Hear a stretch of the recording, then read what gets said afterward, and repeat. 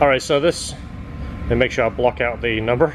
This is actually a friend of mine. He's sending his car, said it doesn't want to go into gear, presses the clutch down, it doesn't want to go in gear. So I said, you know, be careful, don't force it in there, don't mess around, just send it down, we'll take a look.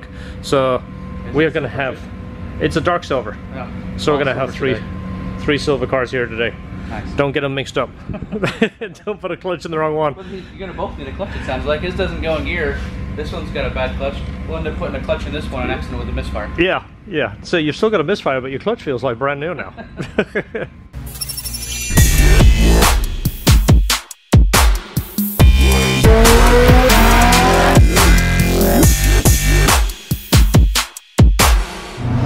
Yeah, that's not normal, is it? And then rubber fuel lines, front to back. This famous cut too. Oh no, the fork's not in cut. Ah, the transmission's back on. We've tightened it up and the fork is on the ground. What should we do? The fork's even cut. Oh, look at that. And of course there's no boot. We can't put the boot back on. Well, we can try. It should go in. There's just going to be holes top and bottom of it. Yeah, mismatched bolts there. That wire hanging under there. Just waiting for a tree branch to catch it. Oh, two wires hanging off. Draft shaft bolt loose.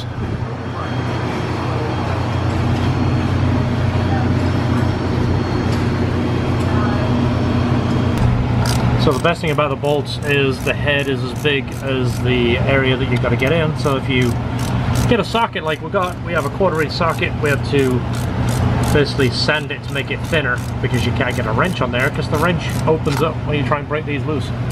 So yeah, we had to mutilate a socket to make it work and then use a 1/4 inch drive, which isn't the most ideal. Alright, so transmission is down already. I've shown you this in past videos. The wear right here, this is where the release bearing slides, and that thump that you feel is usually there. You see how much worn that is. Also, it's dry as a bone. This should have grease on it, and when it's dry, not only does it make it hard to press the clutch down, it doesn't release properly. Also, these splines are really dry. The disc has to actually float on here. They don't want to be coated in grease, but they do want just a nice, just a thin smear on there so the disc will move. But yeah, this one is just dried up and the clutch is probably wore, so we'll be replacing all these related parts like we talked about. This has been ground like we showed you. This is so you can get the fork in afterwards. It's kind of like one of those boo-boos. Looks like it is a replacement trans. We'll put our boot on there, but it's not going to fill that gap completely, but it's definitely going to be better than nothing. It's cracking. Yeah, I don't like the look of that. That crack there, looks like somebody dropped it at some point. I think they hit it with a hammer for some reason. Like when they were trying to get these out, because all these are beat up too. Yeah, they're rough, aren't they? Yeah. So yeah, I don't like the look of that crack at all. Yeah, that could be a potential headache. We'll go ahead and replace that. We have some AP1 flywheels in stock, but amazing what some of these go through.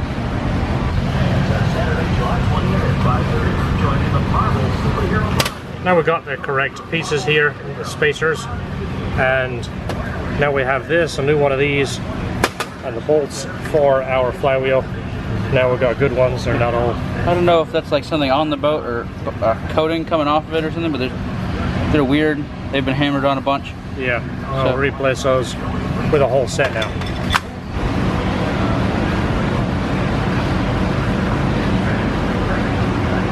The other thing I notice here is this dowel over here is all mashed up. It's not the right one at all.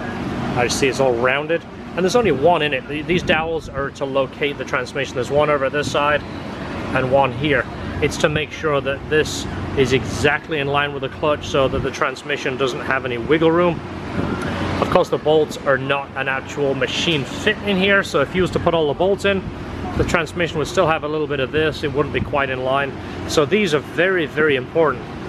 It will cause bearing problems, it will cause clutch problems, it will cause vibration. It's just a host of problems, and this has one, and it's no good. It's all rounded off, so we're gonna have to replace a pair of those as well. So this is the shift knob that came off the car. I can get the camera to focus. Hold on. So this is the shift knob that came off the car. As you see, it looks like it's being sanded and scratched and scrubbed and looks a little beat up. I'm gonna go ahead and give it a quick TLC, make it look a little prettier.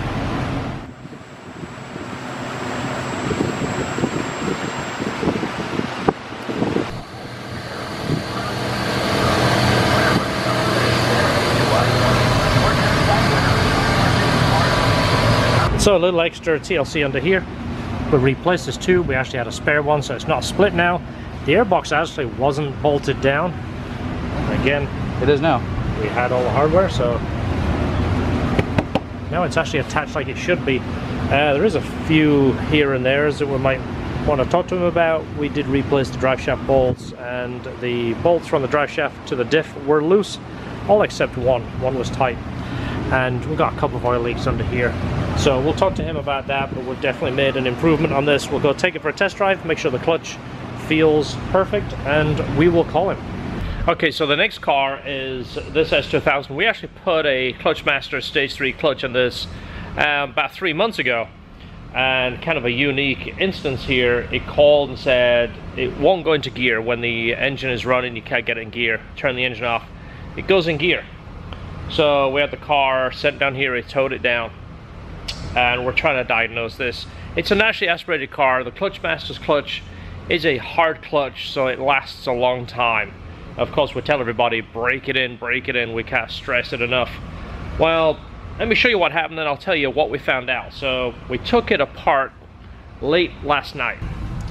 This is the pressure plate. You can see how hot it is all the way around the outside. And then the disc kind of shows the same thing. It's hot all the way around the outside, and it doesn't have a whole lot of contact on it. So obviously it's had a lot of heat in here. Well, again, the car doesn't make any horsepower, and he's not, you know, running the car hard. So we're trying to figure out why the clutch got so hot. Now, of course, he knows how to drive. He's been driving a manual car for a while. He's got a couple of cars.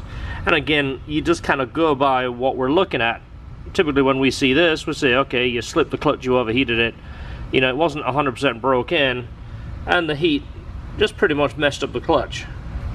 So basically what the free play is imagine when you're pressing on the clutch, when you press the clutch down, it's actually pulling on the other end, but it's pulling the release bearing and releasing the clutch, allowing you to get it into gear.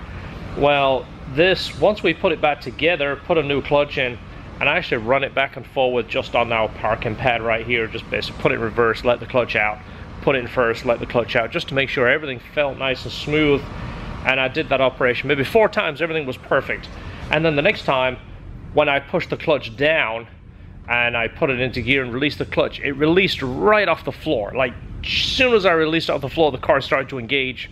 I put it in neutral, picked the clutch up, all the free play had gone. In fact, the clutch was tight at the top.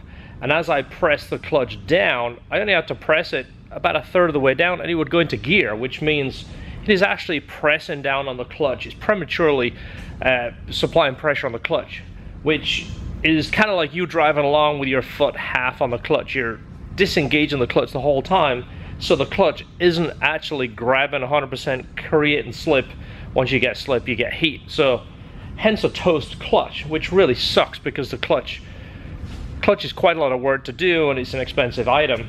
And we're going to take the hydraulic system apart. The master cylinder was done about 2 years ago. I don't foresee a problem with that. The slave cylinder is original. A couple of times we've noticed when you take a slave cylinder off, you do the clutch, you put it back together, it doesn't compress. Usually, it's like a piston. You can push it from the master cylinder or the slave cylinder. You can move the fluid.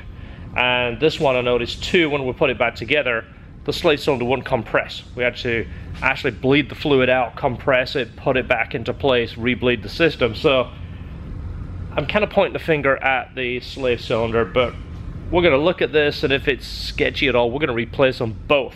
So keep that in mind. Free play is something you're looking for. I believe on the S2000 it's 16 to 20 millimeters of free play, which means it's looseness at the top of the pedal before it engages. So there's a PSA. We've already seen it 2 times before. This is the 3rd time. customer backing up on the ramps.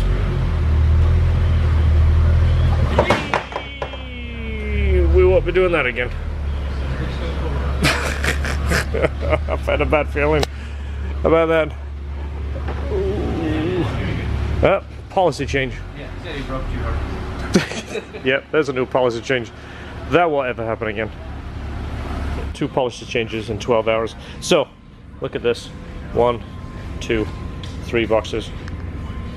Little monitor. That's to improve our video channel, by the way. I've ordered a new computer with a new screen because the computer I have right now keeps crashing.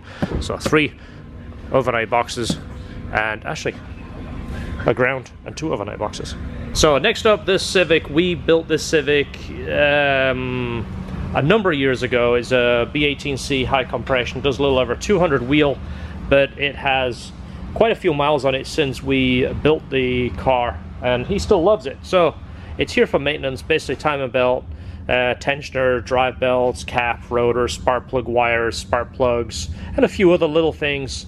And it is actually moving out west, so he wants to go over the maintenance and make sure that everything is taken care of before he goes out there. And I'm hoping he's going to find someone out there that will take care of him and not obviously mislead him or sell him things he doesn't need or worse. So this has been a good car. Like I said, 200 wheel, and it's a daily driver. Drives it every single day. It's the only thing he's got.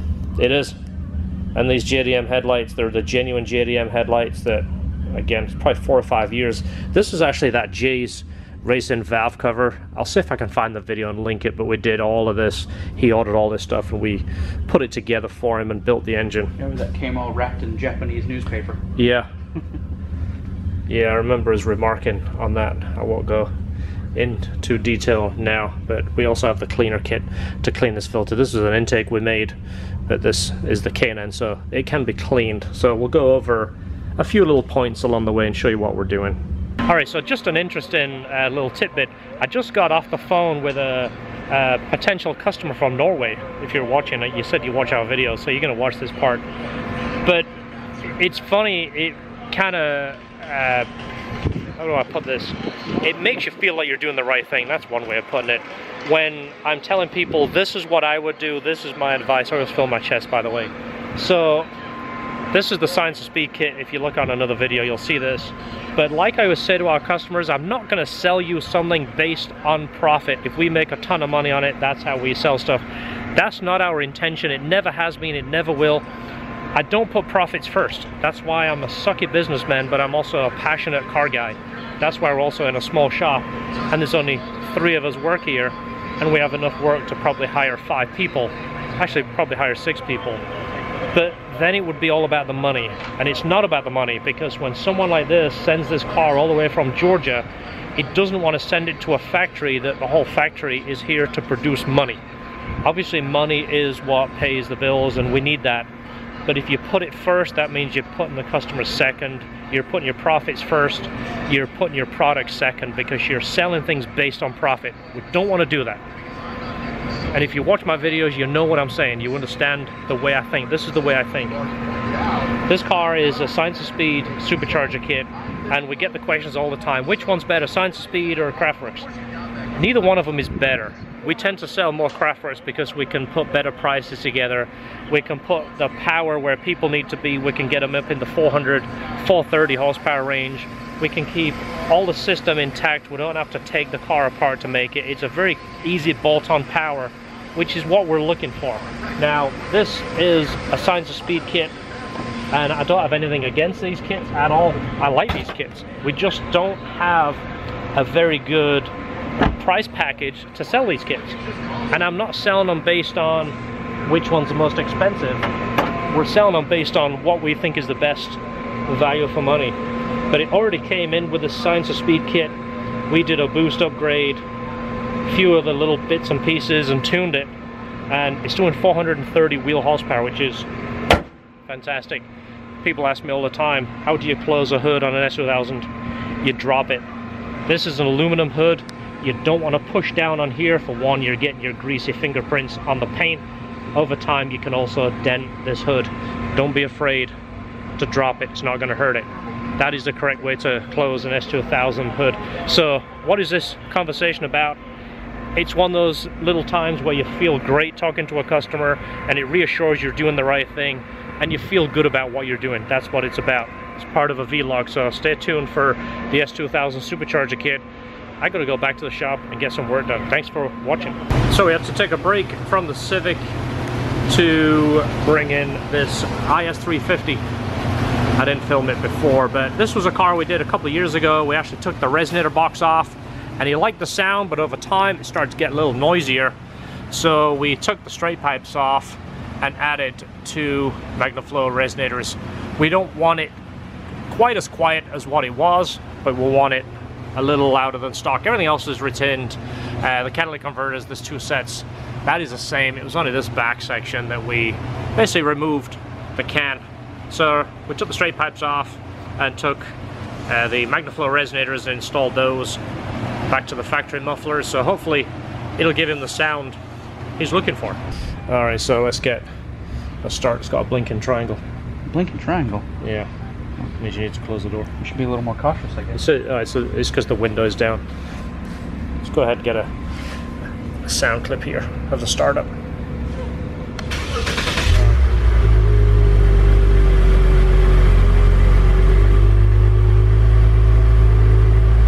Just flip the throttle.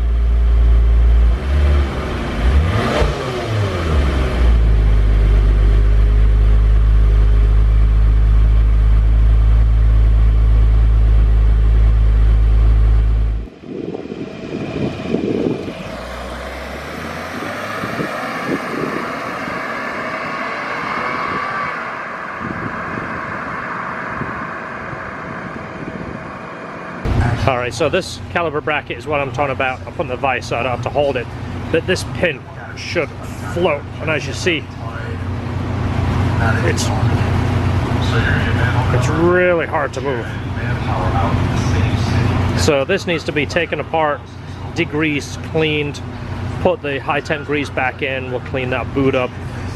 This is the caliper sits on here and it floats. If this doesn't move when the caliper is pulled over, it will pull on this pad more than this pad, and this pad will wear. Does that make sense? All right, so now it's all cleaned. Look how nice that works. It floats nice and smooth. Everything's good to go. Everything will be happy now.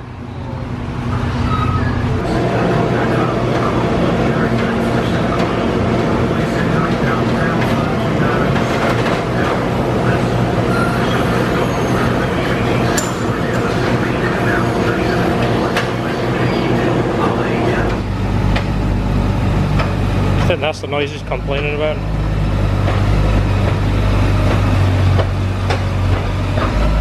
Yeah, that's probably the noise. So this is what we're putting in it. You guys have heard of this guy, right? Putty Mud Racing, Ben. He makes probably one of the best differentials. He does the upgrades. He has several packages. He supplied this. We're going to install this as well as these axles. These are Gator axles. We'll take this out and we'll show you, but Ben does such a terrific job of these things.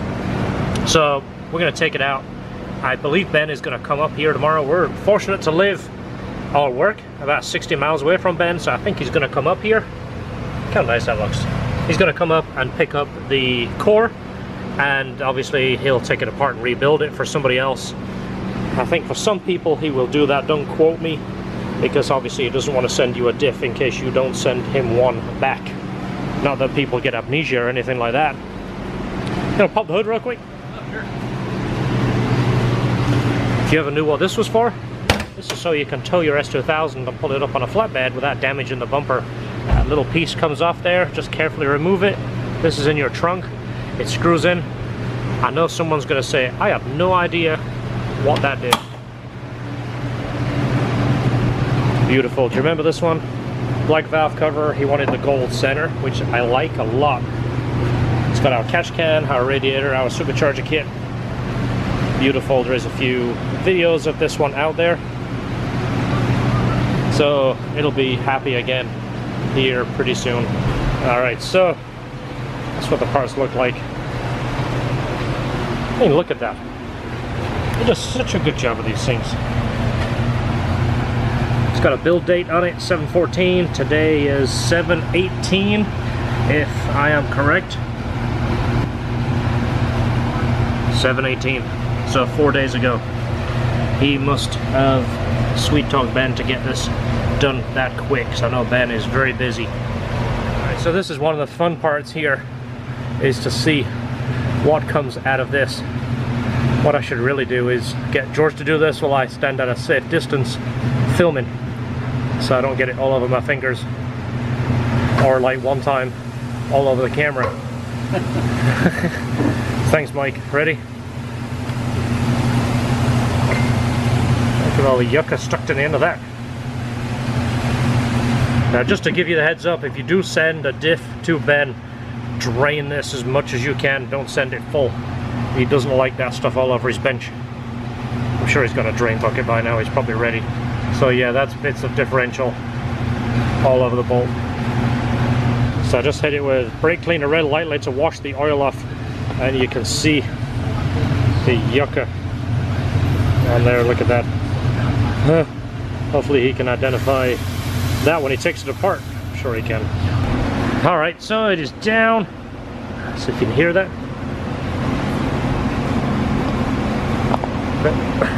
It's pretty stiff. It turns and then it locks up. Yeah, you can hear that.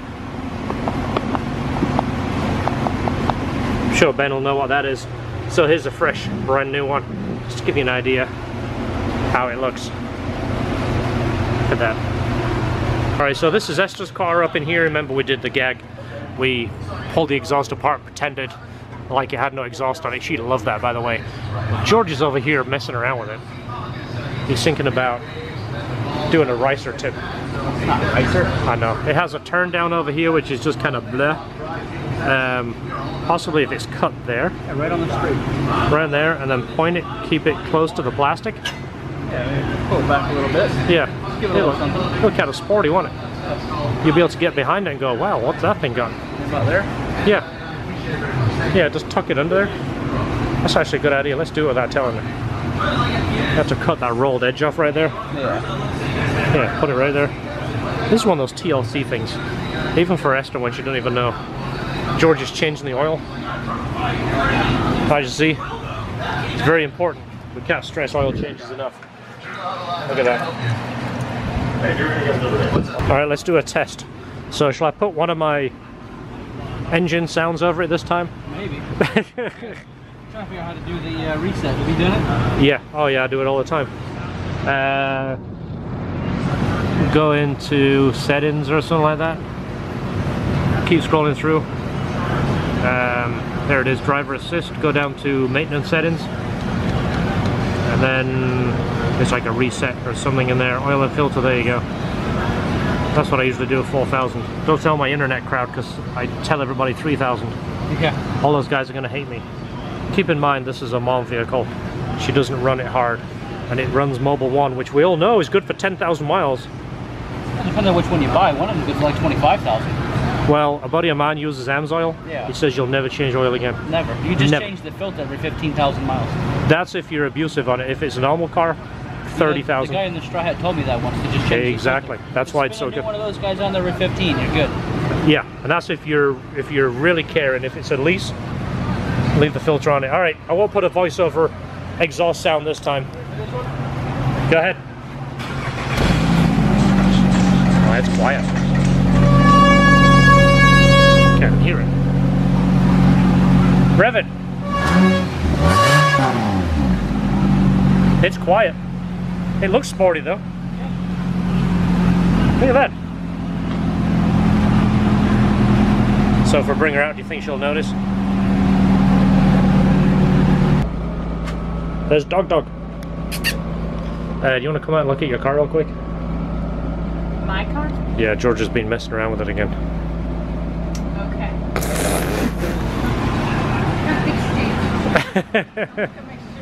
Stain on your shirt. I don't know where it came from. It's some oil from somewhere. Thank you. Oh, look at those tips. Are you for real? Tips? Tips? Oh, sorry. I'm sorry. I didn't see. Just Did you really put a tip on my car? didn't come in with that? It's sporty, isn't it? It looks pretty good, doesn't it? Actually, doesn't look too bad, I guess. Look at it from the side. I mean, it's shiny. Look at it from here. Modifications. Look how clean it is. It's nice, isn't it? Alright, so this is a Science Speed supercharged S2000. This one came all the way from Georgia. It is here for some upgrades. We are doing a upgraded clutch and flywheel. We're going to do a boost upgrade. We're going to do the 1000cc grams injectors. We're going to do a return system for a little bit more fuel capacity. And then we are going to tune it. Also, that's getting changed down there. We're putting a Skunk 2 header on it. Everything else is remaining the same. And then we shall tune